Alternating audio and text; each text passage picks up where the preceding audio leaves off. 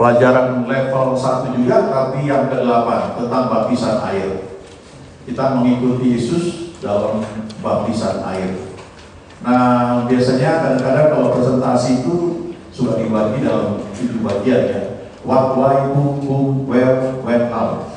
Apa itu baptisan? Mengapa perlu dibaptis? Siapa yang membaptis? Siapa yang dibaptis? Di mana dibaptis? Kapan dibaptis? Dan bagaimana caranya?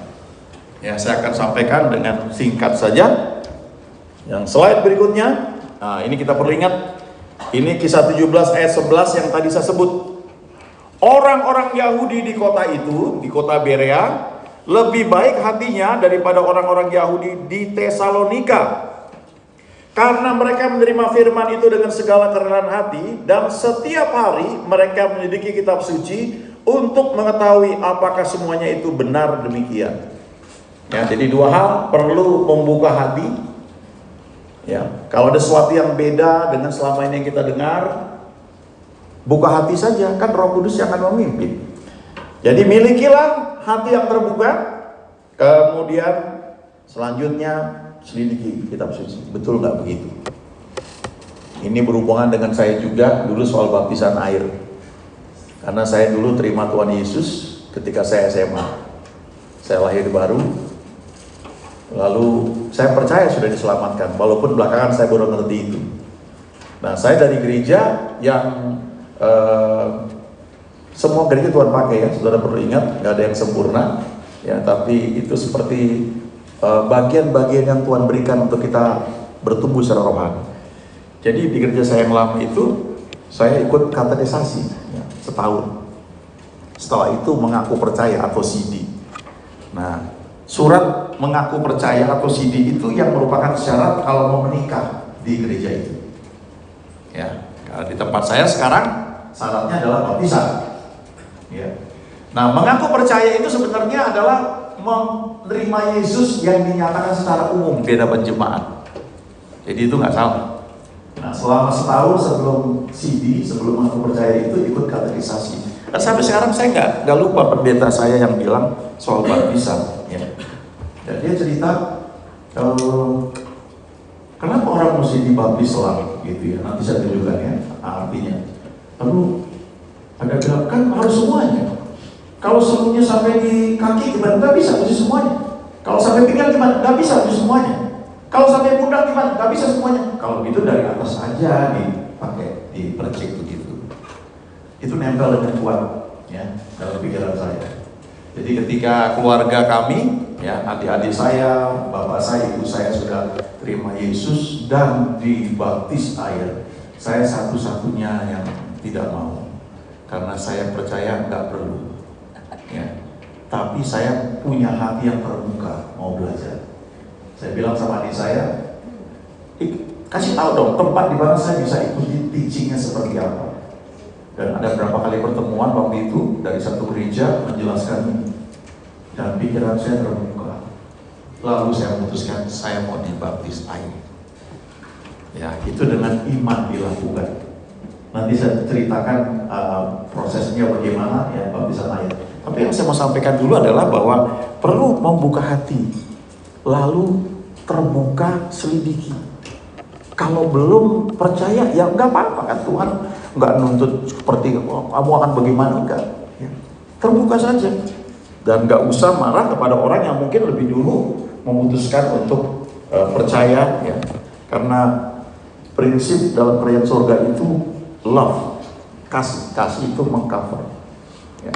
Kita bisa beda pendapat, tapi kasih itu menutupi untuk kita tetap bisa berhubungan, ya dalam arti bekerja sama dalam pelayanan. Ya. Karena tidak ada yang persis sama teologianya. Jadi ini ada proses learn, unlearn, relearn. Ya. Kita udah belajar, unlearn itu kita kosongkan dulu, yang pernah kita pelajari copot dulu gitu, untuk bisa menerima sesuatu yang baru. Lalu kita uji. Ya, sometimes we have to unlearn things before we can learn the right things. Ini Kenneth Hagin yang bilang. Ya, kadang-kadang kita perlu melepaskan dulu sesuatu yang pernah kita pelajari, tanggalkan dulu cara berpikir kita itu sebelum kita belajar sesuatu yang baru. Ya. Di Alkitab itu orang Saduki tidak percaya pada kebangkitan. Jadi itu dia pegang terus. Makanya mau menyerang Yesus dengan berbagai pertanyaan, tapi konsep berpikirnya bahwa tidak ada kebangkitan dari orang mati itu mereka pegang. Selama ini dipegang, nggak bisa masuk yang lain. Mereka harus mau lepaskan dulu, baru bisa belajar. Ya, sama, saya juga begitu. Yang kita pelajari dulu, tidak semuanya itu langsung benar, kadang-kadang pertumbuhan. Jangan lupa di pelajaran sekolah juga begitu. Dulu ada pelajaran matematika, kalau yang ingat ada pelajaran limit ya, limit menuju tidak terhingga dan sebagainya. Saya suka sekali, saya bangga sekali karena nilai saya bagus. Begitu saya kuliah tingkat 1, ternyata yang saya pelajari di SMA itu nggak lengkap. Ya. Memang yang dikasih di SMA itu untuk level SMA, itu betul. Tapi kalau ketemu soal yang lain, itu nggak bisa dengan apa yang saya pelajari di SMA. Jadi saya mesti unlearn dulu pelajaran limit waktu SMA itu untuk terima yang baru. Ya, itu kehidupan kita seperti itu. Oke, slide berikutnya. Apa itu baptisan? Ya, what is water baptism? Kata baptis berasal dari bahasa Yunani baptizo atau bapto yang berarti satu, menutupi seluruhnya dengan cairan. Kedua, mencelupkan sesuatu ke dalam cairan, kemudian mengeluarkannya lagi. Ketiga, dibanjiri, dicelupkan, dibenamkan. Dulu ada seorang guru Alkitab namanya Derek Prince, sudah meninggal. Tapi dia terkenal sekali tahun 80-an, 90-an itu bukunya banyak. Tahun 2000 juga saya kira masih ya. Dia sudah meninggal tahun 2003. Dia boleh dibilang diterima di banyak denominasi karena pendekatannya bagus sekali. Nah, dia cerita mengenai baptisan ini. Dari situlah saya baru tahu bahwa kata aslinya ya dalam bahasa Yunani itu baptizo. Lalu penerjemah Alkitab versi King James khususnya, ya ada prosesnya penerjemahan Alkitab. Tapi yang King James abad ke-16 atau 17 itu diberi otoritas oleh Raja James, satu tim untuk menerjemahkan. Lalu ketemu kata baptizo ini, kalau diterjemahkan dicelupkan akan ditolak oleh gereja yang waktu itu baptisannya percik semua. Maka dibuatlah satu kata baru dalam bahasa Inggris, baptize, B-A-P-T-I-Z-E. Itu kata serapan. Di bahasa Inggris awalnya nggak ada, supaya Alkitab itu dapat diterima semua kalangan. Ya. Slide berikutnya, ini ayat yang perlu kita perhatikan. Kenapa kita dibaptis? Yang pertama adalah perintah Tuhan. Itu Matius 28. Amanat agung. Jadikan semua bangsa muridku dan baptislah mereka dalam nama Bapa dan Anak dan Roh Kudus. Ya, lalu Markus 16. Pergi ke seluruh dunia, beritakan Injil ke segala makhluk. Siapa yang percaya dan dibaptis akan diselamatkan. Dua hal. Perlu percaya, itu menentukan keselamatan kita, menjadi ciptaan baru. Tapi dibaptis, itu pernyataan kita kepada dunia, baik secara fisik maupun dunia roh khususnya. Dan kata diselamatkan itu sozo, itu artinya tidak hanya diselamatkan nanti, tapi semua yang Tuhan janjikan di muka bumi ini. Ya, kalau tidak percaya, itu akan dihukum. Bukan dibilang yang tidak dibaptis akan dihukum, enggak. Yang tidak percaya pada Yesus. Jadi baptisan tidak menyelamatkan. Yang menyelamatkan itu percaya Yesus. Tapi tindakan selanjutnya itu ekspresi kepercayaan kita. Kita dibaptis, dicelup, ditenggelamkan, lalu dibangkitkan lagi. Slide berikutnya, kenapa dibaptis? Ini artinya, karena itu artinya dikuburkan bersama-sama dengan Dia, makanya perlu dicelup semua. Nanti kalau Bapak Ibu, ya mungkin teman-teman pernah lihat penjelasan mengenai baptis percik. Sekali lagi saya tidak menjelekkan, tidak saudara ya, tapi saya mendengar memang penjelasan kenapa mesti dipercik. Ayatnya ada semua. Dan kalau mengikuti pikirannya betul, nggak salah. Tapi itu sebuah kiat memang satu hal yang ayat diputuskan nggak mau percik. Tapi ayat ini nggak pernah dibahas. Karena percik itu tidak bisa mewakili penguburan. Penguburan semuanya. Itu dampaknya besar dalam dunia roh. Ya, kita tuh dalam dunia roh dilihat kan ada iblis dan malaikat semua. Waktu kita dibaptis dituruh, kita dianggap mati, lalu bangkit menjadi ciptaan baru. Nah, dunia roh memotret itu. Wah, orang ini sudah mati bagi dunia. Pengaruhnya besar, sangat besar. Slide berikutnya, ya. Kenapa dibaptis? Nah, ini gambaran berikutnya lagi. Ya. Orang-orang Israel itu menyeberangi laut Teberau, dikatakan mereka dibaptis dalam awan dan dalam laut. 1 Petrus 3 ayat 20-21 ini menarik. Waktu Nuh sedang mempersiapkan bahteranya, di mana hanya sedikit, yaitu 8 orang yang diselamatkan oleh air bah itu. Bukan diselamatkan oleh bahtera, diselamatkan oleh air bah. Juga kamu sekarang diselamatkan oleh kiasan, yaitu baptisan. Jadi baptisan itu seperti yang ditunjukkan di perjanjian lama itu. Nuh bahkan ya dipisahkan dari dunia, diselamatkan lewat air bah itu. Air bah itu yang memisahkan Nuh dengan keluarganya dari dosa-dosa di dunia. Makanya memang harus dikubur, ya, ditenggelamkan. Kalau Bapak Ibu beda, ya, nggak apa-apa, tanya Tuhan saja dan jadilah menurut imanmu masing-masing, gitu ya. Yang saya sampaikan di sini memang diajarkan itu juga keyakinan saya, ya, keyakinan memang yang ada di Alkitab. Slide terakhir, siapa yang boleh membaptis, siapa yang dibaptis, di mana, kapan dan bagaimana? Ya, ini gambaran kalau Bapak Ibu pergi ke Israel. Ini Sungai Yordan yang memang dipakai untuk baptisan. Nah, ada yang bilang sebenarnya bukan di sini, ya, ada di sisi yang bagian lain. Tapi ini setidaknya dipakai untuk orang dibaptis. Saya dulu belum pernah membaptis orang, karena walaupun saya pejabat, tapi di gereja tempat saya berbakti, yang boleh membaptis itu orang-orang yang sudah tertentu, ya, termasuk pemberangkatan pernikahan, termasuk penyerahan anak, itu nggak semua.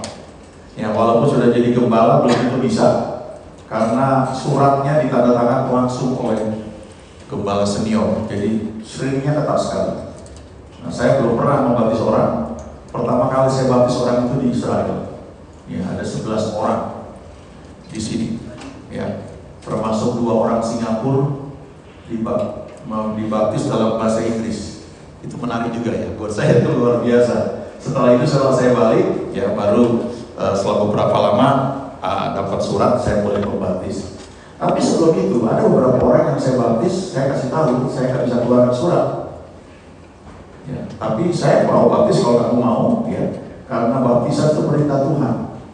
Yang boleh membaptis yang murid, orang percaya, tidak harus pendeta. Cuma kalau kita di gereja ada aturan gereja, harus ikuti itu. Sebab setelah dibaptis akan keluar surat dari gereja. Nah, itu perlu dibilangkan, ya. Jadi saya pernah beberapa kali membaptis orang, memang saya kasih tahu tidak bisa keluarkan surat, karena saya tidak membaptis atas nama gereja, karena saya nggak punya license-nya waktu itu. Tapi mereka mau, karena mengerti kenapa perlu dibaptis. Ya. Nah, jadi sekali lagi, siapa yang boleh membaptis? Ya, murid Tuhan. Kalau saudara di gereja tertentu, ya saudara harus lihat aturannya. Kadang-kadang itu hanya soal admin. Tapi ini perintah kepada murid Tuhan Yesus, termasuk kita. Siapa yang dibaptis? Orang yang sudah percaya pada Yesus, nggak ikut-ikutan. Jadi perlu tuh konseling sebelum baptisan. Ya. Dikasih tahu kenapa, pastikan sudah terima Tuhan Yesus, supaya waktu dibaptis itu dilakukan dengan iman, betul-betul, bukan ikut-ikutan. Kalau belum percaya Yesus, ya nggak ada gunanya, itu cuma berendam aja, ya mandi, ya. Setelah dibaptis jangan lupa diangkat keluar, karena kan setelah dikuburkan dibangkitkan lagi. Ya, setelah itu mau berenang, ya boleh aja kalau boleh di sana, ya. Di mana dibaptis? Ya di mana ada air, ya. Ada yang di laut, tapi ada yang bilang juga dulu, ya, ada yang berpendapat harus di sungai karena itu melambangkan dosa-dosanya dihanyutkan, ya boleh juga, ya. Tapi Alkitab mengajarkan itu dikuburkan sebenarnya.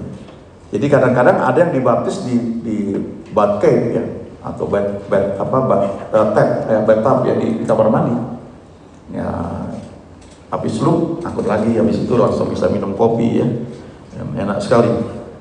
Yang penting dilakukan dengan iman. Kapan? Ya begitu sudah percaya.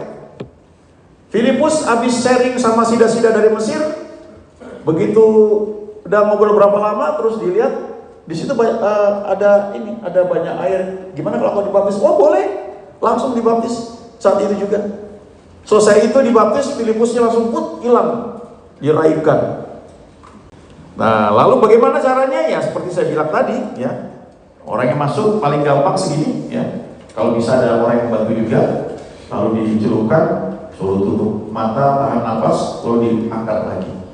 Ya, dan saya pernah baca tulisan seorang hamba Tuhan dari Argentina. Ya, dia jelaskan arti baptisan. Jadi dia bilang kadang-kadang kami pakai rumusan waktu dibaptis itu agak unik ya. Dia bilang gini, I kill you in the name of Jesus. Ya, aku bunuh kamu dengan ya, kamu dikuburkan, dan kamu bangkit lagi kembali. Jadi maksud dia tuh pengertiannya adalah mati ya bagi dunia, dikuburkan lalu dibangkitkan. Oh ini ya. Saya kira itu aja. Ada pertanyaan? Kita punya 10 menit. Silakan. Boleh nggak baptis lebih dari 1 kali? Ya, ya, ya. Boleh aja, mau nggak perlu. Sebenarnya baptis itu sekali aja. Nah, cuma begini, makanya ini kadang-kadang suka jadi polemik ya. Waktu saya masukkan foto tentang baptisan ini, walaupun saya nggak tunjukkan foto saya dengan membaptis orang di Facebook beberapa kali lalu, dan teman bilang, oh kamu dibaptis lagi gitu.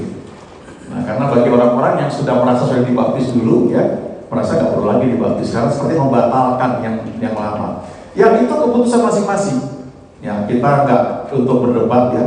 Tapi ada juga yang karena dia butuh surat, dia sudah dibaptis, sudah diselangkan juga begitu, tapi suratnya hilang dan gereja nggak mau keluarin surat kalau nggak dibaptis, terpaksa dibaptis lagi karena urusannya soal admin. Ada juga yang saya baptis itu dia sudah dibaptis dulu, sudah ada suratnya yang keluar, tapi ketika dia punya masalah banyak, lalu dikonseling ibu saya doain juga terjadi permasalahan dan segala macam. Dia bilang, Kak, aku mau dibaptis ulang dulu. Aku kan sudah dulu, iya, tapi dulu aku cuma ikut-ikutan kan, karena mamaku suruh. Kan saya nggak bisa buat surat apa-apa Kak, yang penting aku melakukan dengan iman. Nah, waktu itu lakukan di kolam renang. Nah, memang Tuhan berjamaah luar biasa saudara. Aduh, ya, itu dampak kalau kita dibaptis dengan penuh kepercayaan dengan iman. Tidak harus selalu bermanifestasi gitu, tapi dampaknya besar. Ya. Kemarin saya dengar satu video ya, saudara kan ikut di sini ya. Nanti ada banyak hal-hal baru mungkin. Saudara perlu belajar terus ikuti ya, karena ada komunitas yang menjaga kita itu supaya mindset yang terbentuk itu juga terjaga. Ya, salah satu begini. Ada hamba Tuhan yang terkenal mainnya kesembuhan ilahi. Dia cerita dalam salah satu kebaktiannya itu ada seorang yang dari gereja yang lain ya, sudah penyakit gak ada harapan. Itu dokter udah angkat tangan. Dia datang di kebaktian dan dia sembuhkan mujizat. Dia sembuh berapa bulan itu, 6 bulan gitu. Tapi ketika dia kembali ke gerejanya sih nggak salah gitu. Cuma kadang-kadang kita harus pilah-pilah teachingnya itu mungkin. Pendetanya bilang, itu nggak benar tuh, itu cuma halusinasi, itu nggak benar, kayak begitulah. Ini orang percaya, cuma butuh waktu beberapa minggu, sakit lagi dan meninggal. Ya, jadi itu ternyata mindset itu perlu kita jaga. Hati-hati dalam kumpulan yang negatif. Ya, tidak semua yang kita hadapi itu memang bagus, tapi mindset kita itu menentukan bagaimana menghadapi situasi. Ya, Donald Trump juga Ciputra itu pernah mengalami ambruk sampai mereka bilang satpam saya lebih kaya daripada saya karena hutang saya lebih banyak daripada aset saya. Tapi mereka bangkit. Ciputra sekarang sudah nggak ada ya, udah bersama Tuhan, tapi gede sekali bisnisnya. Dan Donald Trump bahkan jadi presiden, tidak terima gaji. Ya, itu contoh orang yang bagaimana memandang sesuatu yang dihadapi itu dengan mindset yang positif. Apalagi kita yang percaya Tuhan. Saya sendiri waktu terima Tuhan Yesus, saya belum langsung dibaptis, dan waktu terima Tuhan Yesus itu kan nggak semua langsung berubah gitu. Ya, saya dulu rambut saya keribu, masuk juga keribu, dan itu cukup menakutkan untuk kondektur sehingga nggak berani minta ongkos ya buat saya. Bus pemerintah ya PPD. Jadi kalau saya udah ke sekolah saya buka kancing 3 gitu, saya berdiri di belakang, nggak diminta ongkos. Nah, waktu udah terima Tuhan Yesus itu nggak berubah. Dan masih begitu, ya, tenang-tenang aja. Nah, tapi yang berubah adalah hati ini kok bisa punya kerinduan baca Alkitab. Orang tua saya nggak ajarin, pendeta saya nggak ajarin. Saya beli Alkitab dengan uang jajan sendiri. Saya baca renungan tiap hari, baca Alkitab urut dari Kejadian Dewa, nggak ada yang ngajarin. Lalu saya cari lagu-lagu rohani yang dulu jarang. Dulu masih kaset. Ya, yang ada paling Adi Manuhutu. Ya, itu sering saya putar pagi. Selamat di tangan Yesus, amat tenang teduh. Itu lagu saya putar sebelum saya berangkat sekolah. Paginya lagu yang lain dulu, love song gitu ya. Nanti mau berangkat terakhir, selamat di tangan, baru jalan. Lalu duduk diri di belakang, buang kacing 3 ya. Masih belum berubah waktu itu ya. Butuh waktu untuk bisa berubah. Tapi rohnya ada ciptaan. Ya. Oke, kalau sudah nggak ada pertanyaan, kita selesai ya. Tuhan berkati.